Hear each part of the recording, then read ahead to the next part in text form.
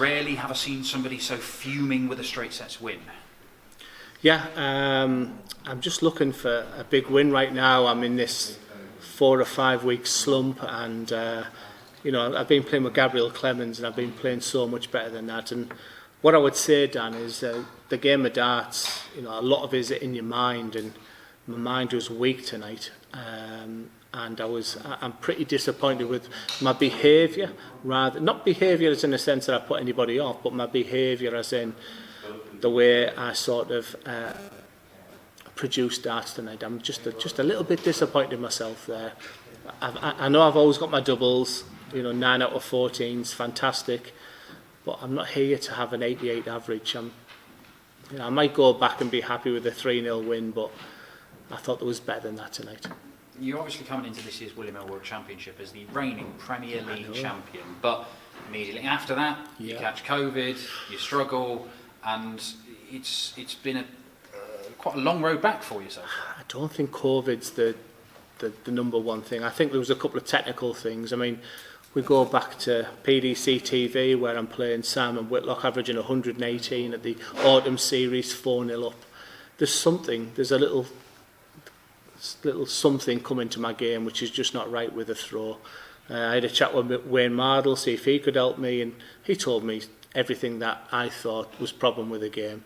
The COVID's a great excuse. It's an easy excuse. I feel fit, I feel strong. That's not the real issue. I was a bit weak in the mind tonight, and I've got 11 days to correct that. But I'm in the last 32 of the Worlds. I've got to find that granite, that determination. I watched, once again, Mark Selby, 3 each today. People say that there's that equality between me and the way he plays snooker, and I thought that was going to inspire me tonight. Practiced well. I lost the bull, and then Diogo turned around and said Glen can throw first. So for half an hour, that was like, why has he done that? And it's a tough game up there. It's a tough game, Dan. It's interesting you say that. You have been practicing playing these online games with the German #1 Gabriel Clemens, and look, you've been posting the stats, so unless you're lying to everybody, the standard's there, the game is there, it's just unlocking it in the big games. That's winning a game on stage is something you haven't done since the Premier League. And I never won a game against Gabriel. I mean, my averages went from 94 to 99, but I tried to treat it. I put my shoes on, and it was really warm in my dark room, and I tried to make it as much as what Ali Pali would be. And I mean, he's playing terrific. So I come here and I was like, right, come on. I'm playing Steve Beaton. This is going to be it's his 30th year. I played in the BDO once, and I was definitely playing Sam Head, and then all of a sudden Mike Day from New Zealand beats him. So overnight, I never once practiced for Diogo, and no disrespect to the guy, but I wanted to play that legend of Steve Beaton up there. And then, I get a great chance to showcase what I've been doing over the past 2 weeks, and it just didn't work. And it's a lonely place up there. It's a lonely place when you're not playing well. Well, look, the first thing is to win the game. You've done that. You'll be back after Christmas. Yeah. And in what is a particularly tricky section of the draw, in what may be the most wide open Winmau World Championship we've seen, it's a huge opportunity now, isn't it? How good are you at putting these situations behind you to then just look forward? Well, I thought it was a great draw, Dan. A.D. Lewis, Rob Cross and Jamie Hughes, not one of us were playing well. And then when the non-seeds come out, you're looking at, you want to avoid Dirk and you want to avoid Damon Heta. And I wouldn't rule out Baggish, who I think's the best American since Larry Butler. And all of a sudden they're in our section now.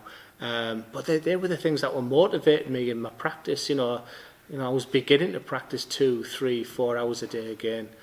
And I wasn't playing like I did tonight. It's an extraordinary game, darts. It might be just a little bit of tungsten in your hands, but I'm beginning to realise more and more that an awful lot of the game is in your mind. Well, enjoy your Christmas. come back stronger. You're the best, Dan. You're the best. You're the best. Flattery will get you absolutely You're the best. nowhere. I know you lie. You're the best, Dan Dawson. Glen, you mentioned it being a lonely place up there. Do you almost feel like you're battling yourself a little bit at the moment? How did Borough get on? They were 1-0 up, Yeah, 1-1 now. Yeah, get in. Yeah, I was fighting with myself, and I was beginning to think I must look a real Wally, on the stage tonight, because I thought I won a second set and left 2 darts in the board. My mind was not great tonight, and because just utter frustration, because I wanted to average 110. I wanted to make a big statement tonight, just because I've been practicing okay and practicing well, and I'm the Premier League champion. I've got to go out there, and an 88 average is just, I was like, oh God, I can do so much better than this, and it was quite lonely up there. Were you not aware that you left your darts on the board? Was that just a sign of frustration, like you said? Just my mind was just, that's pretty much the headline of this interview. My mind wasn't where it should have been tonight, and it's so frustrating. I should be going home with a 3-0 victory. I'm on a very early train in the morning, because I want to get back to Middlesbrough, I want to get back to my practice board, and I'm assuming I'm coming back on Boxing Day, and I had everything planned because that's the way I am. I'm regimental, and that's not the way I wanted to play tonight. And ever since the Premier League, has it been the toughest spell of your career, the first kind of bump in the road? I haven't celebrated the Premier League. I kissed that trophy, I slept with that trophy, and 3 hours later I was in a car on the way to Heathrow, and then my darts have just gone downhill so badly. It's like, you know me from the Teesside ranking events days. I've never played bad, and I've tried to tick every box. Is it technical? Is it, COVID was an easy excuse. It's nothing to do with COVID. I'm fit, I'm strong. I know exactly where it is, and it's in my mind. And that's how I won Lakeside. That's how I won Premier League, because I was strong mentally, and right now I'm not. Are you just going to take a few days to regroup now and then back on the practice board over Christmas? I'll be on practice board tomorrow night. I'm very angry, very disappointed, and I've won 3-0, but don't you think that sums me up? I'm never happy. Thanks, Dan. Thanks for your time. Glen, you talk about you're still learning in this game and things you've learnt from this evening over the last 3 months. That may surprise some people, but it shows what game darts is.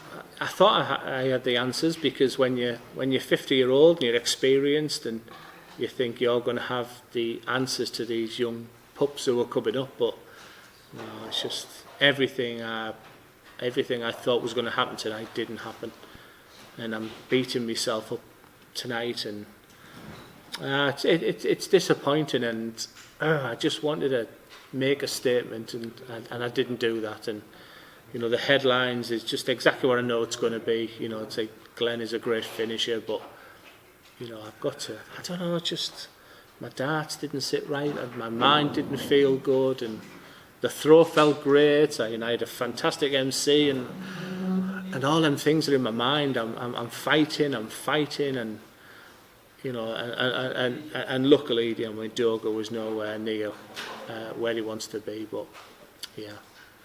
Just one on the expectations from yourself and I'm sure your fans and people on social media. Has that played a part, do you think, in your declining form over the last couple of months? I like that question, and I'll answer it in a sense that once I won that Premier League, my mentality was, I don't care now if I never win another dart match. My CV was a guy who played local league, Teesside ranking events, and all of a sudden in 2015 I win this World Masters. And then in 5 years' time I'm a 3-time Lakeside champion and a Premier League champion. So I came away from Coventry that night thinking, I don't care if I never win another game of darts. But then I went back home to Middlesbrough. I went to buy some new shoes for tonight, and the guy who was served me was like, "Oh, you're not playing very well at the moment." I walked out into the town, and people coming up to me saying, "Oh, what's going on, Glen?" You lift us when you win. Bit like Middlesbrough winning tonight, that lifts me. Bit like when England played in the World Cup and England are winning, that lifts me. What I didn't realise is how much of an impact I have on other people. And that's the grit and determination. I was like, right, there's one more darting chapter for me left, and that is to win a world championship in the PDC, and that's where I am right now. Oh, brilliant. Thank you very much for your time, Glenn. Thank you.